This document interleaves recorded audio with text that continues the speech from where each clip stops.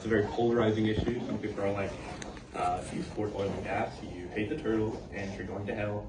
But the other side's like, obviously we need it. What is CO2 emissions? I don't even know what that is. But the point of my speech today is to tell you that it's actually a much more complicated issue than people think it is. It's not one side is either right or wrong. However, with that being said, oil and gas is a vital part of what we do in America. It's super important.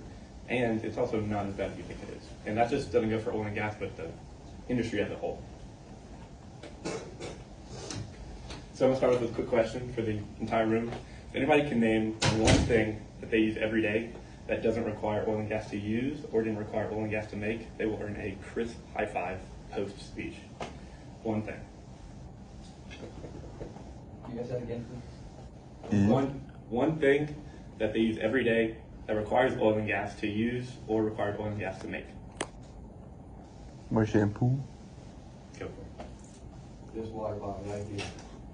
Plastic. I know, petroleum's in here, man. Yeah, dude. Yeah. Well, Oh, you said it does not? No. It does not. Yeah, it does not. I'm Right, that's right. Sorry. Right, a lot of you didn't have an answer, which is actually the correct answer. Pretty much everything we use requires oil and gas, right? Windows, cars, phones, grandma's ashes, everything. Everything requires oil and gas. Well, you had to warm up. So anyway, a few numbers.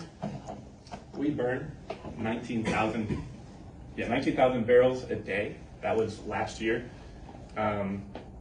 Year before that, you can see it's a little lower, and it's only been going up since then. Obviously, there was a dip in 2020 because everybody was in quarantine. The point is really, really important.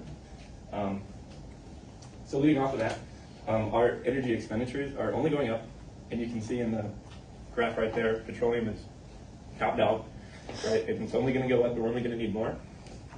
And the biggest problem is that renewable energy is really good, right? But it's not quite where we want it to be, right? So electricity, for example, a lot of the power plants we use, guess what the number one resource we use to power electricity power plants?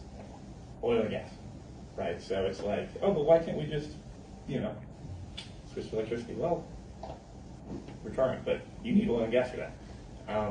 Same thing for solar energy. It's a little bit different story, but if you covered your entire house with solar panels, you wouldn't make it through the night. So it's just not where we want it to be in. And it's certainly not going to replace 19,000 barrels a day. So, okay. Good time. Quick question. So, this company, they're creating a machine that takes CO2.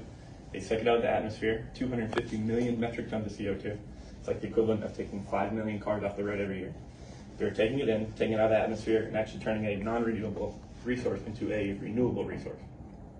Guess which company is doing that? Chevron, a multi-billion-dollar oil and gas company, which is impressive. It's like people are like, no, they're all bad. They're not doing anything for the environment. And look, I'm not going to sit here and defend big business, but they're doing a lot. There's another one. This company, they are using hydrogen to make, or they're using hydrogen as a fuel source, right? Because natural gas has methane. And methane, you can use that to or you can use that to make hydrogen. And hydrogen is good because if you've ever seen Oppenheimer or are familiar with 1950s history, you know that the hydrogen bomb is huge.